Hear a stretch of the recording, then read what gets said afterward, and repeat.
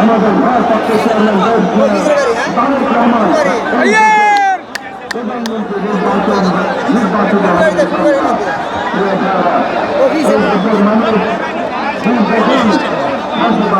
আন্দোলন আমাদের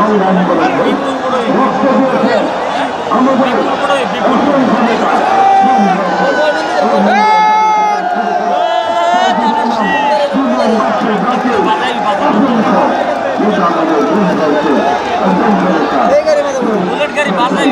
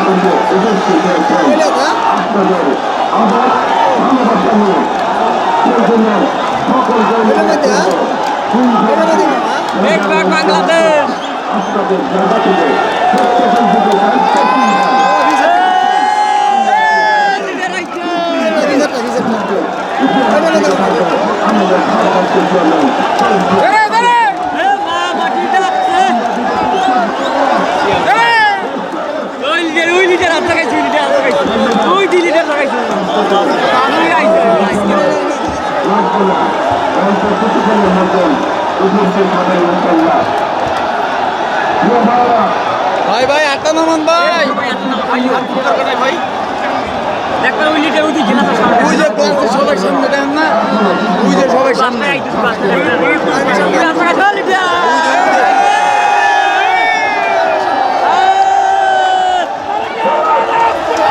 দর্শক আমরা এই মুহূর্তে দেখতে পাচ্ছি যে একটি লাল রঙের বাসে করে জনাব তারেক রহমান, যিনি বিএনপির ভারপ্রাপ্ত চেয়ারম্যান, যিনি 17 বছর পর বাংলাদেশে এসে পৌঁছেছেন এবং এইমাত্র সেনাবাহিনী এবং বিভিন্ন বাহিনীর প্রোটোকল নিয়ে তিনি এইমাত্র রাজধানীর 300 ফুট এলাকায়, যেখানে তার জন্য অভ্যর্থনা ব্যবস্থা করা হয়েছে, তিনি সেখানে এসে ধীরে ধীরে এসে পৌঁছাচ্ছেন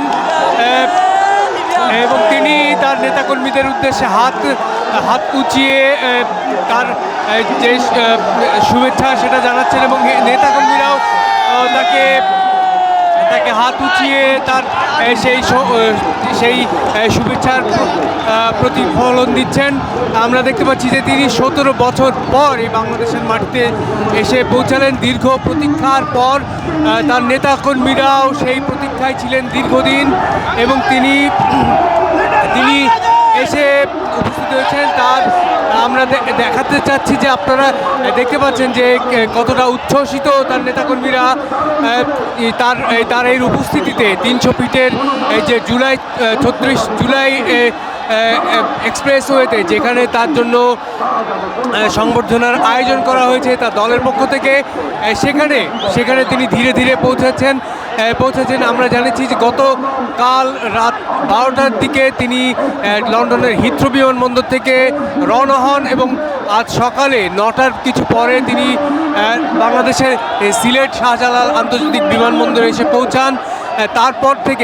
তারপর সেখানে কিছুটা অপেক্ষার পর তিনি ঢাকার আন্তর্জাতিক বিমানবন্দরে পৌঁছান, সেটা 12টার কিছু পরে। এরপর তিনি সেখান থেকে এই বাস যোগে তার অন্যান্য স্ট্যান্ডিং কমিটির সদস্যদের সাথে তিনি এই বাস যোগে ধীরে ধীরে তার নেতাকর্মীদেরকে শুভেচ্ছা বিনিময় করতে করতে তিনি তার যে সংবর্ধনা স্থল 300 ফিট সেখানে এসে পৌঁছেছেন। তার জন্য তার নেতাকর্মীরা অধীর আগ্রহে অপেক্ষা করছিলেন গত কয়েকদিন ধরে। আপনারা জানেন যে গত 17 বছর ধরে জনাব তারেক রহমান তিনি দেশের বাইরে রয়েছেন। তিনি সেখান থেকেই তার দল পরিচালনা করছিলেন এবং গত 5 আগস্ট 2024 সালের 5 আগস্টের সরকার পতনের পর যখন আওয়ামী লীগের সরকার পতন হয় তারপর থেকে জোরালোভাবে এই আবেদন ছিল তার নেতাকর্মীদের যে জনাব তারেক রহমান কখন দেশে এসে পৌঁছাবেন, কিন্তু সেই প্রতীক্ষার অবশেষে অবসান হলো। তিনি আজ তার নেতাকর্মীদের সামনে এসে উপস্থিত হলেন এবং তার নেতাকর্মীরা তাকে সংবর্ধনা জানানোর জন্য এই 300 ফিট যে 300 ফিটে রাস্তা সেখানে তার জন্য অপেক্ষা করছিলেন। গতকাল থেকে তার নেতাকর্মীরা তাকে দেখার জন্য, তাকে এক পলক দেখার জন্য, তার কথা শোনার জন্য, তাকে দেখার জন্য এখানে হাজার হাজার লক্ষ লক্ষ নেতাকর্মী আমরা দেখেছি তার সারিবদ্ধভাবে অপেক্ষা করছে তাদের প্রিয় নেতা জনাব তারেক রহমানকে দেখার জন্য, যিনি বিএনপির ভারপ্রাপ্ত চেয়ারম্যান, তাকে দেখার জন্য অপেক্ষা করছেন। এবং এখন তারা তার দেখা পেলেন এবং তিনি ধীরে ধীরে তার যে সংবর্ধনা মঞ্চ প্রস্তুত করেছে বিএনপি তরফ থেকে সেখানে যাচ্ছেন। আমরা দেখেছি যে সেনাবাহিনী এবং পুলিশ এবং বিভিন্ন বাহিনীর একটি নিরাপত্তা বলয়ে নিয়ে তাকে এগিয়ে যাচ্ছে। সেখানে পুলিশ, র্যাব এবং সেনাবাহিনী সহ বিভিন্ন বাহিনীর সদস্যরা তাকে নিরাপত্তার জন্য তাকে কর্ডন করে ধীরে ধীরে এগিয়ে যাচ্ছে। যেহেতু সেই বিমানবন্দর থেকে এই 300 ফুট পর্যন্ত রাস্তার দুধারে হাজার হাজার নেতাকর্মী তাকে দেখার জন্য অপেক্ষা করছিল। সেই ভিড় ঠেলে এই তার যে গাড়িবহর সেটি ধীরে ধীরে এগিয়ে আসে এবং এই মুহূর্তে সেটি 300 ফিট কুড়িল বিশ্ব রোড যে ফ্লাইওভার আছে সেখান থেকে নেমে সেই 300 ফুট যে সভাস্থল সেখানে পৌঁছাচ্ছে এবং সেখানে তিনি সংক্ষিপ্ত একটি বক্তব্য দিবেন এবং তারপর তার মা রয়েছেন অসুস্থ অবস্থায় রাজধানীর এভার কেয়ার হাসপাতালে, সেখানে তিনি তার সেই মাকে দেখতে যাবেন। তারপর তিনি গুলশানের তার যে বাসভবন তার জন্য প্রস্তুত করেছে বিএনপি তরফ থেকে, সেখানে তিনি যাবেন। আপাতত এইটুকু ছিল আমার কাছে সর্বশেষ। এরপর আরও আপডেট আপনাদের জন্য নিয়ে আসব। এই প্রতিজ্ঞা ব্যক্ত করে আমি শেষ করছি।